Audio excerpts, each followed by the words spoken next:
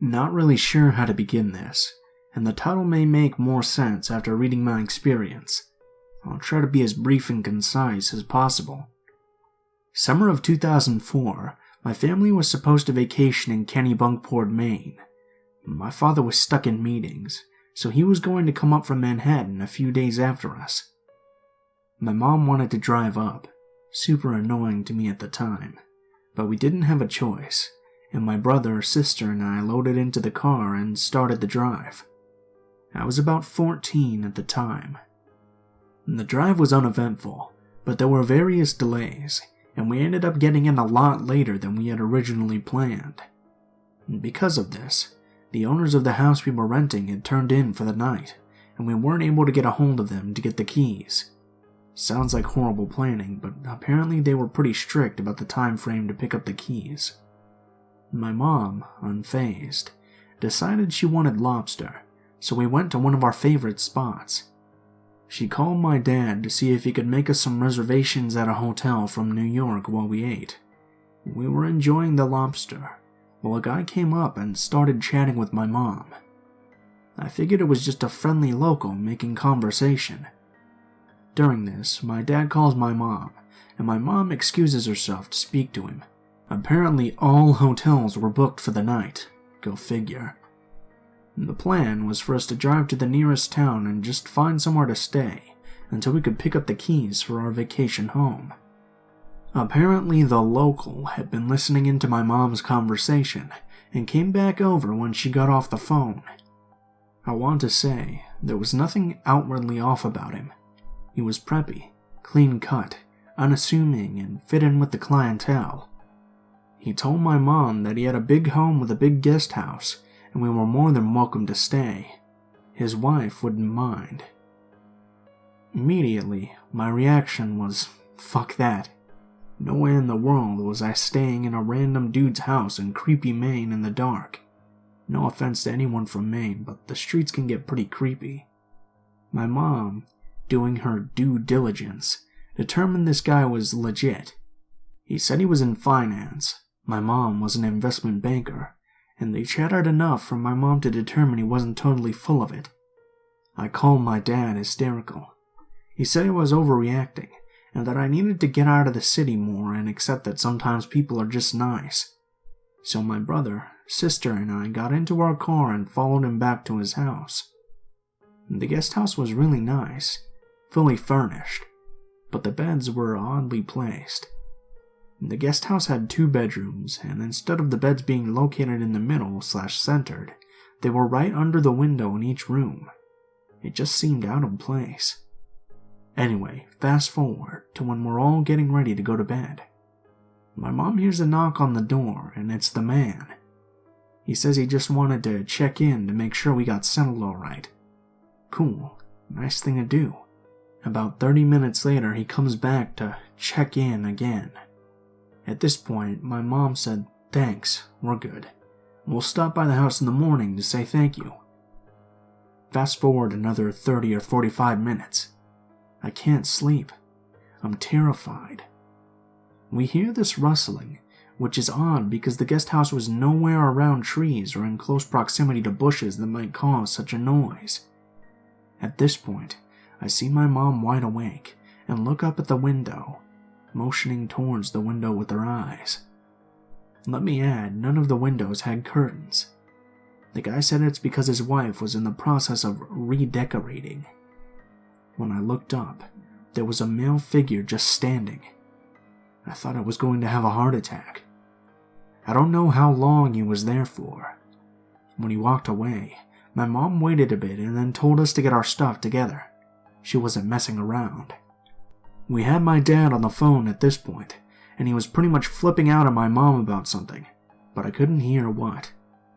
My mom said she was going to put stuff in the car and to follow her out. This was around 2 a.m. When we got into the car, we pulled around to the front of the main house, so my mom could return the key and say thanks and get the fuck out of there.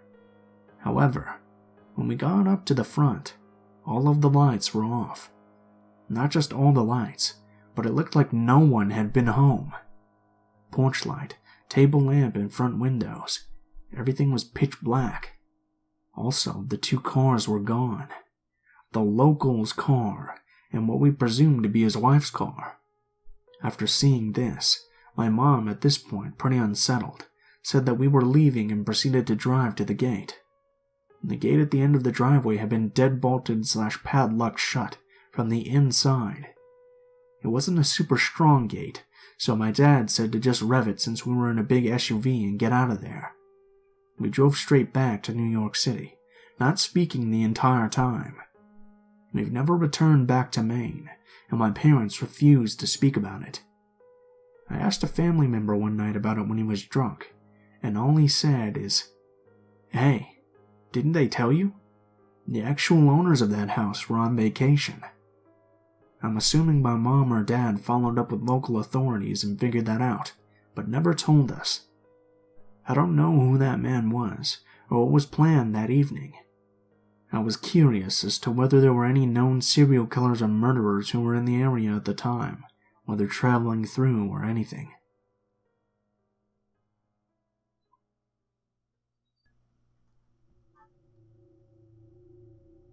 This is a true story, folks.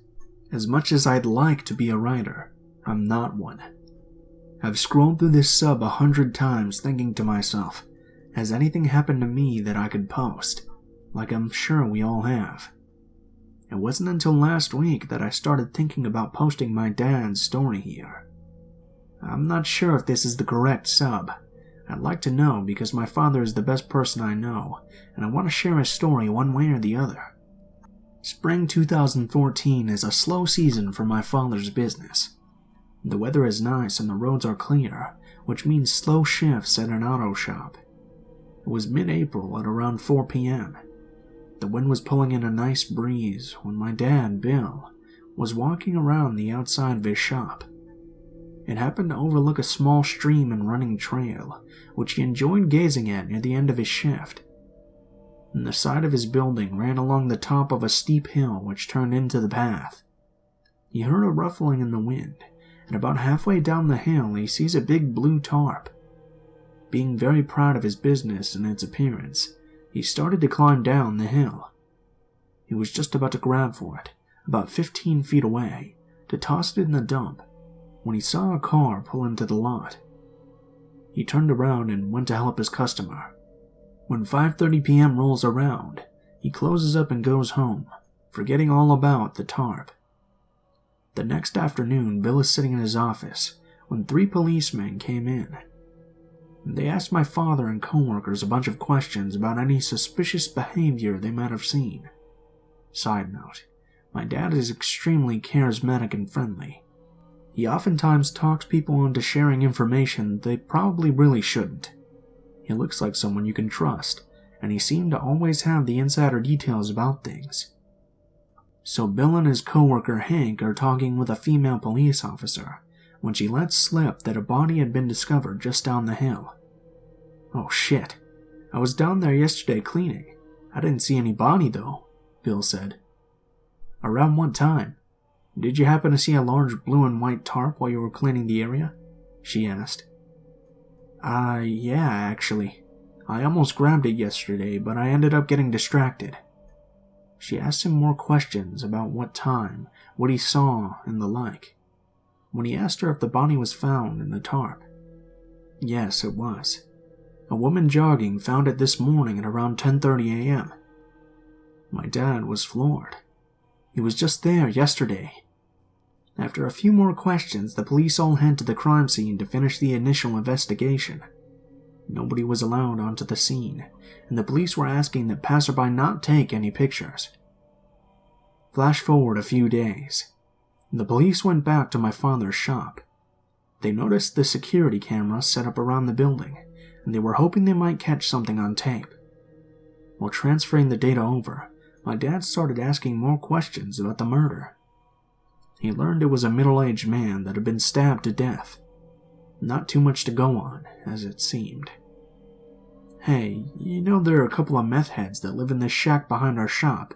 It's connected to that bar?" Bill started talking about his own predictions for the whodunit scenarios. He continued, "Yeah, we have a lot of problems with them. stealing scrap metal from the back, letting their dogs run wild, and even hadn't threatened to shoot me once when I was spraying their dogs with water to quit the barking. You should check them out." The officer nodded and gathered the rest of his things and left.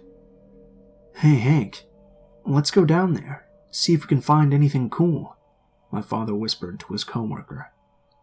"Alright, I guess it couldn't do any harm." They started down the hill where the trench was found. The grass was flat, and the tarp was now gone. They walked around for 15 or so minutes when Bill headed up the stream a little ways. The trail runs under a main road, and then leads to a man-made lake. Just under the bridge, the water starts to get heavier, and the trees are a bit thicker. He noticed a red Lowe's cart in one of the trees. "I'm taking that for the shop," he thought, as he ran over to pull it out of the stream. Calling over Hank for help, the two of them pull it out and start wheeling it back up the hill. Suddenly my dad stops. He sees something on the cart. What is this rusty-looking stuff? "Hank, stop. Look at the cart. Is that blood?" Sure enough, they looked closer, and it was blood. All over the cart, on the handle, the wheels, and the side. But it wasn't only blood they started to notice. Human hair. Utterly stunned, my dad calls the policewoman he had been talking to the previous days and explained whatever they had found. For whatever reason, the police department were very skeptical that this was evidence. At first, they didn't even believe my father. When he told them it made no sense to make up, they finally sent out a car. There were 2 police officers and a CSI. The CSI asked my dad why he thought it was blood. "It looks like blood, sir." "I'm not so sure. How do you know that it's human hair?" the CSI asked. "Because it looks like it is," my dad snapped sarcastically. Why did he seem so hesitant? They used a chemical test, and sure enough, it tested positive for human blood. They took the card as evidence and thanked my dad. Again, my dad tried to give his opinion on who the mystery killer might be. He suggested again that they talk with the crazy neighbors behind his auto shop. Still no information was taken down, and they left with what they had. 2 more days pass. My dad is leaving the shop to get some things from Costco. There's a small dirt alley that leads onto the main road just behind his work. In the past, it had been blocked by one of the meth addicts' cars. They were complaining to my dad and his boss about the business driving cars back and forth through the alley, disrupting them. He notices it's open, and decides to take a shortcut to his destination. But something was off. He saw the usual blocked car sitting in front of the shack. The door was wide open, and there was someone sitting on their knees with their upper body inside the car. He got in his car and crept up, just a little so he could see what was happening. Right away, he recognized the skinny red-headed woman as the female that lived in the shack. It was the shack guy's wife or girlfriend. He didn't know exactly. She was on her hands and knees, surrounded with hard chemicals. Bleach, Comet, OxyClean, and much more. My dad had said he knew right then that they were guilty. For one, why would someone be scrubbing their car with straight chemicals? No water, no rinsing. It was the middle of the day on a hot June afternoon. Second, they happened to be only 2 blocks away from a local car wash. He said it felt off, and he knew to trust his instincts. She just kept scrubbing and scrubbing the passenger side floor. He pulled out his phone and started to record her. Now he's known this woman and her SO for a few years now. Like I said, they complained about my father's workers, and complained about their dogs on and off for a while. It was all harmless bickering. My dad, always trying to be the funny guy, yells out his window as he's driving past. "Covering up a murder?" He laughed and drove away, hearing her say "fuck you" as he drove off. And this time when he called the police, they took him seriously. He explained that she was cleaning the car aggressively, and that it seemed like she was trying to bleach something out of it. The next day, the PD went by to talk with the residents of the shack. The day after that, they made an arrest. After searching the shack, they found a large blood stain soaked into the plywood floor. Once the blood was seen, The wife crumbled and told the police everything. It was her husband, and the victim. The victim was named Rich. He had gone over to their little house to shoot up and get high. Someone ended up accusing Rich of putting some of the dope aside for himself, and things got heated. Eventually, the husband started to physically fight with Rich when he stabbed him. He bled out on the floor and died. They didn't know what to do, so they stole the Lowe's cart to move him around, loaded him into the car, wrapped him in tarp, and pushed his body down the hill. They ditched the cart, thinking the river would wash it far down enough that it wouldn't be found. My dad and Hank sat in their car while they watched the police arrest Dawn, the suspected murderer. He took a video of that as well. Both videos were lost when he switched phones, but there is a link to a site that reported the events. My dad says he's going to start a PI business because he solved the murder all on his own. So thanks for reading, guys.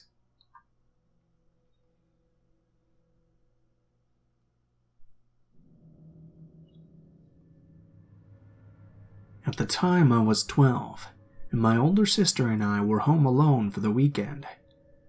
I was waiting for a friend to pick me up, and getting a bit restless. I heard a knock on the door. Thinking it was her, I ran to answer it without checking through the peephole. A man was standing there with a clipboard, and said he needed to check our gas meter. I was entrenched in the disappointment of my friend still not having arrived, so I just told him, "Yeah, sure, whatever you need to do." I didn't notice it at the time, but he wasn't dressed as a city official. He had on a green and purple shirt with bold stripes like the host of Blue's Clues.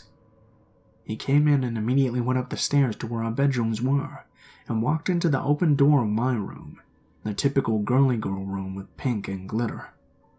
Thank God my sister came downstairs at almost that exact moment. She said, "Oh, is that Daphne's dad? Why is he going upstairs?" I complained about how Daphne wasn't here, and was going on about how unreliable she was when my sister cut me off. Wait. If Daphne isn't here, then who's that? "He's here to read the gas meters." Her face turned white. She flung open the front door and dragged me out, hand clamped over my protesting mouth. She said, "Our gas meters are outside." Neither of us had a cell phone.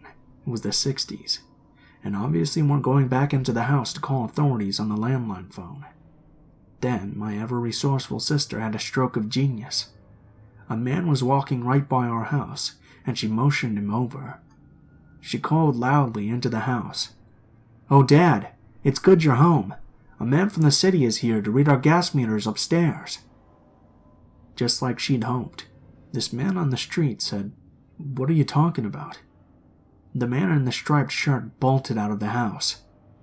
The man on the street asked us repeatedly if we were okay, if we needed him to stay and wait in the yard with us until our parents came home. He was a very sweet guy. We were so startled that we barely thanked him before slamming and locking the windows and doors.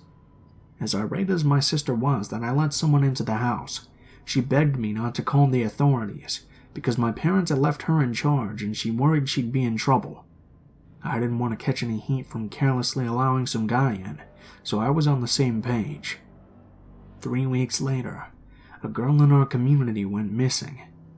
Same MO.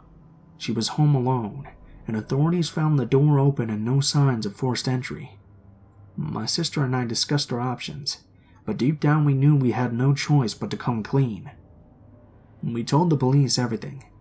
I don't know if it ever helped, but they did tell us they had reason to believe it was the same man. They also tracked down the man who helped us on the street. Turns out we already knew him. He worked in the butcher shop, we just didn't recognize him. He was lifelong friends with the family after that. Our parents were mortified. They weren't angry with us, just glad we were okay, though they did review all the rules of caution and didn't leave us home alone for a while. They found the girl and say she'd been held for a few days and then burned alive. They never caught the man, but fear not. He was in what appeared to be his early 30s in the 1960s, so in any case he has to be long dead by now. I just thank God every day for my sister's resourcefulness and quick action.